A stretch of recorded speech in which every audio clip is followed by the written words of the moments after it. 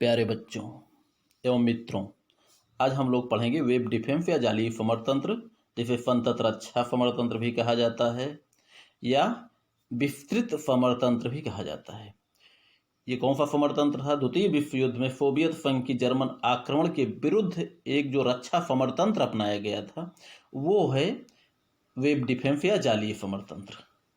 ठीक है, चलिए इसके बारे में हम थोड़ा सा आगे जान लेते हैं। वैसे आप लोगों को मालूम है, द्वितीय विश्व युद्ध में जर्मनी ने जो समरतंत्र अपनाया था उसे कहा जाता है ब्लिट्जक्रिग समरतंत्र। ब्लिट्जक्रिग समरतंत्र जहां पर देखा जाए तो एक प्रकार से ये टैंकों और बख्तरबंद वाहनों इन सब का प्रयोग करके एक विस्तृत आक्रमण होता था, विस्तारित प्रवाह आक्रमण जिसे कहा जाता है।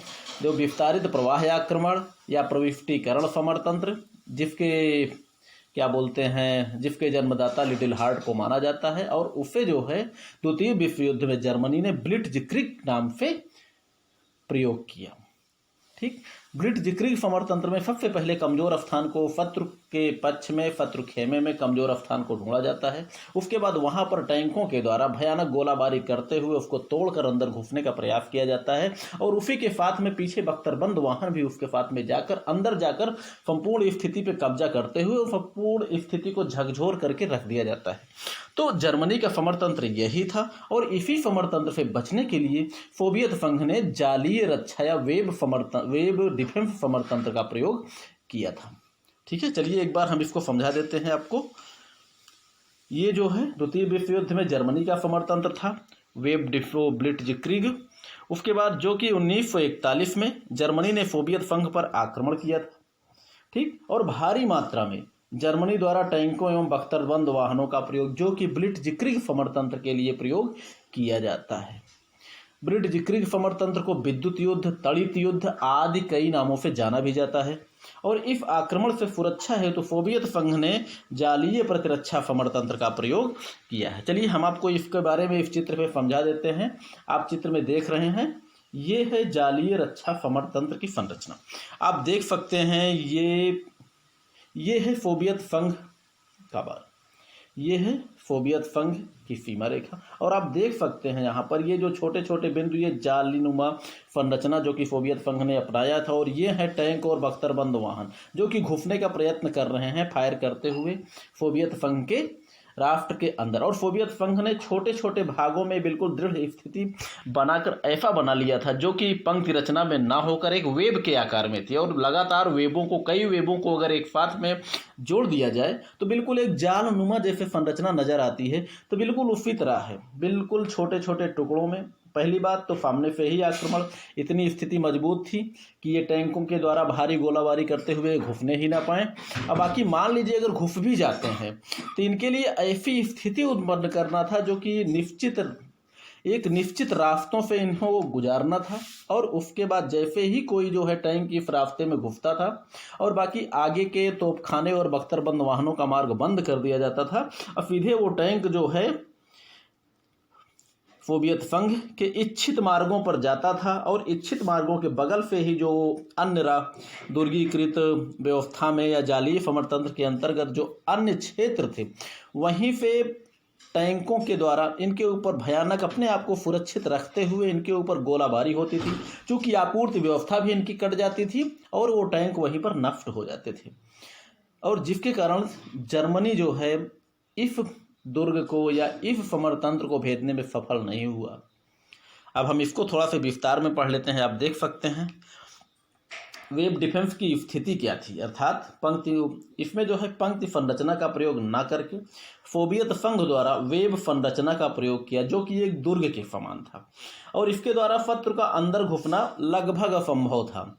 मान लीजिए अगर कहीं शत्रु घुसने में सफल हो भी जाता था, क्योंकि शत्रु जो है निरंतर लगातार भयानक गोलाबारी करते हुए घुसने का प्रयत्न करता था। ब्लिट्जक्रिग समरतंत्र के अंतर्गत मान लीजिए अगर कहीं से घुसने में सफल हो भी जाता था तो उसकी सहायक टुकड़ियां एवं तोपखाने को रोक दिया जाता था, जो कि उसकी मदद के लिए अंदर नहीं जा पाते थे।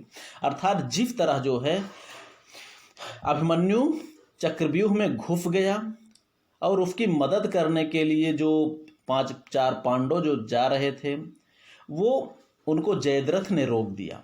और अभिमन्यु बेचारा अकेले पड़ गया और अंत में उसको जो है चारों तरफ से घेर कर उसको मार डाला गया। बिल्कुल वही कंडीशन इसमें भी होती थी कि यदि शत्रु का कहीं से घुसने में सफल हो भी जाता था कोई टैंक, तो पीछे की आपूर्ति को रोक दिया जाता था।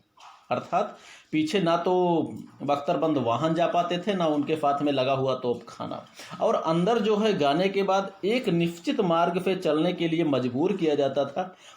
उसके बाद उन पर क्या किया जाता था, आपूर्ति व्यवस्था चूँकि कट जाती थी और टैंक असहाय हो जाते थे। जो अंदर 1 2 3 4 जो टैंक घुसे होते थे वो बिल्कुल असहाय होते थे, क्योंकि आपूर्ति व्यवस्था भी पीछे से कट चुकी है। अगर कहीं तेल खत्म, गोला बारूद खत्म तो खत्म। और ऐसी स्थिति में शत्रु के उन टैंकों पर सुरक्षात्मक स्थिति में रहकर तीव्र फायर करके अलग अलग करके उन्हें नष्ट करने का प्रयास किया जाता था। और इस समरतंत्र के द्वारा जर्मन आक्रमण को सोवियत संघ ने विफल कर दिया। अर्थात सोवियत संघ ने जर्मनी के इस ब्लिट्जक्रिग समरतंत्र को अपनी जालीय प्रतिरक्षा समरतंत्र के द्वारा नष्ट कर दिया और जर्मनी जो है घुसने में सफल नहीं हुआ। तो ये है जालीय समरतंत्र। एक बार हम इसको फिर से रिपीट कर रहे हैं। आप चित्र में देख सकते हैं, जैसा कि आपको हमने पढ़ाते समय बताया भी था। जालीय समरतंत्र वो क्या बोलते हैं उसका समरतंत्र, जर्मनी का समरतंत्र ब्लिट्जक्रिग प्रविष्टिकरण, विस्तारित प्रवाह या आक्रमण, जो कि टैंकों और बख्तरबंद वाहनों पर, जिसमें बख्तरबंद सैनिक, पैदल सैनिक घुसे होते उसमें होते थे, उनके द्वारा मार्ग को चौड़ा करते हुए आगे बढ़ते थे और पीछे संपूर्ण जो है सेना उसके साथ में घुसती चली जाती थी। अब यहाँ पर जर्मनी सोवियत संघ की जालीय प्रतिरक्षा समरतंत्र की स्थिति ऐसी थी, बिल्कुल जालनुमा, बिल्कुल सेनाओं को विस्तृत करके और एक दुर्ग के समान जो है छोटी छोटी टुकड़ियों में बांट कर बिल्कुल जाल की तरह बिल्कुल लगा दिया गया था, जिसमें घुसने के बाद पहली बात तो घुसना असंभव था। ये स्थिति अत्यंत ही मजबूत थी। यहाँ से पहली बात तो घुसना असंभव था और सोवियत संघ का इतना बड़ा क्षेत्र है कि चारों तरफ बहुत लंबी सीमाओं पर आक्रमण भी नहीं कर सकते थे। इसलिए पहली बात तो घुसना असंभव था। अगर कोई घुस भी जाता था तो उसके लिए अंदर जो है निश्चित मार्ग पर गुजरना पड़ता था, जहाँ पर दाएं बाएं आगे पीछे छुपे हुए सैनिक जो कि दुर्गीकृत आकार में होते थे, उन पर अपने आप को सुरक्षित रखते हुए सीधे उन पर फायर करते थे। और इधर की स्थिति आगे की, जैसे ही 2-4 टैंक अंदर घुस जाते थे, 1 टैंक घुसे, 2 घुसे, अंत में बख्तरबंद वाहनों से कोई फायर होता नहीं था और उनको जो है वहीं पर रोक दिया जाता था। इसके अतिरिक्त तोपखानों को भी रोक दिया जाता था, क्योंकि वो ताकत इन तोपखानों में और बख्तरबंद वाहनों में नहीं थी जो टैंकों में होनी चाहिए, जो टैंकों में होती थी। मान लीजिए टैंक बिल्कुल घुसते चले गए वीर अभिमन्यु की तरह, लेकिन जो बख्तरबंद वाहन और तोप बिल्कुल पांडवों की तरह थे, वो घुसने नहीं पाए, उनको जयद्रथ ने रोका। बिल्कुल उसी तरह ये भी होता है। अंदर जब चले गए तो अंदर अपने आप को सुरक्षित रखते हुए सोवियत संघ के टैंक इन सब पे अटैक करके इन सबको नष्ट कर देते थे। तो ये है वेब डिफेंस या जालीय प्रतिरक्षा। उम्मीद करते हैं आपके समझ में आ गया होगा। अगर नहीं समझ में आया होगा बच्चों तो फिर से आप लोग कमेंट करिएगा, आपको हम फिर समझाएंगे। चलिए तब तक पढ़ते लिखिए, मस्त रहिए, खुश रहिए।